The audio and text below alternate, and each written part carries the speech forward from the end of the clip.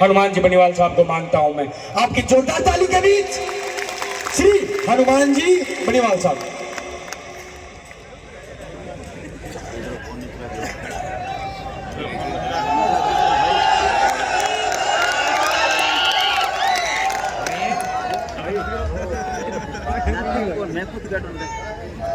बड़ोदरा के अंदर शायद लंबे समय बाद मैं आपके बीच उपस्थित हुआ हूँ। 2014, 15, 16 की बात होगी शायद, उसमें मैं जब आपके बीच यहाँ आया था उस वक्त कई बच्चे यहाँ पे आए भी नहीं होंगे, कई लोग नए सिरे से आप नौजवान नए दिख रहे हैं चेहरे। सबसे पहले तो जाट समाज बड़ोदरा को मैं हृदय से धन्यवाद ज्ञापित करता हूँ कि आपने इतना बड़ा ऐतिहासिक कार्यक्रम का आयोजन किया। आपने जिद की, क्योंकि जाट तो जिद्दी होते हैं कि हनुमान जी आपको आना ही पड़ेगा। मैं लोकसभा छोड़ के आपको बीच आया, फिर चलूंगा। रात को आपने देखा 4 बजे तक मैं कपासन के अंदर कार्यक्रम था, चित्तौड़, उदयपुर, और सुबह दिल्ली गया, बैठा रहा। मैंने कहा बोलने की मेरी बारी आएगी कि नहीं आएगी। फिर मुझे यहाँ भी आना था तो उन्होंने कहा 5 बजे बुलाएंगे। मैंने कहा 5 बजे तो मैं जाऊँगा बड़ोदरा। बोले कल चांस कम है। मैं कोई ना, अगली और मिल जाएगा चांस, अब मैं एक बार जाना जरूरी। मैंने आपको, आपकी बड़ी इच्छा थी और आपने जिद कर ली।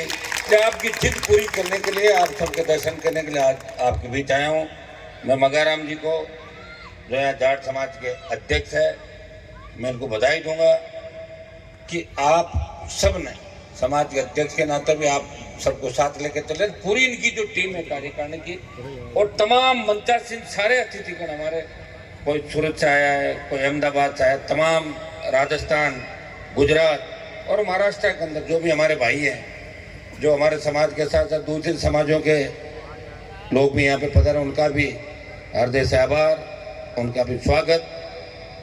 और जितना बड़ोदरा के बारे में मैं जानता हूँ, मुझे इतना याद है कि मेरे पिताजी बात क्या करते थे, 60, 61, 62, 70, 72 तक वो बड़ौदा टैक्स मोटर की एजेंसी, जीटर, जो हिंदुस्तान ट्रैक्टर और इंजन उस लाइन के अंदर थे।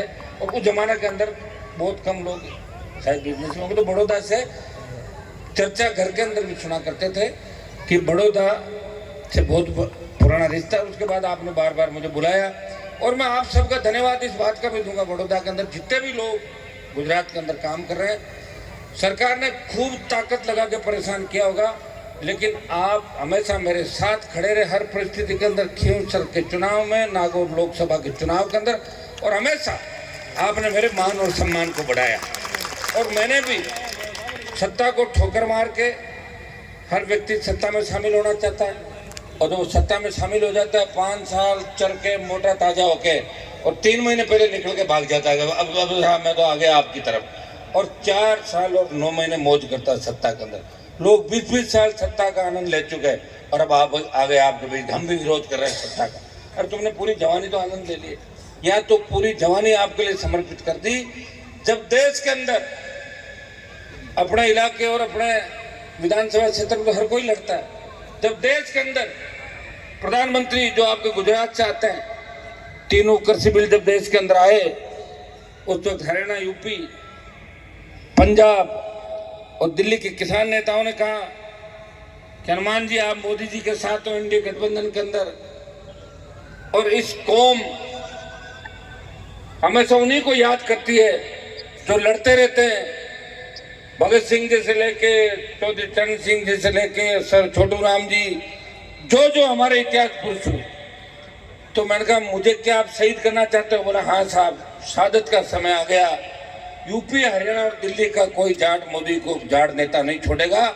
आपको इस दिल्ली जयपुर हाईवे को जाम करके मोदी की सत्ता को ठोकर मारनी होगी, ताकि किसानों की जीत देश के अंदर हो।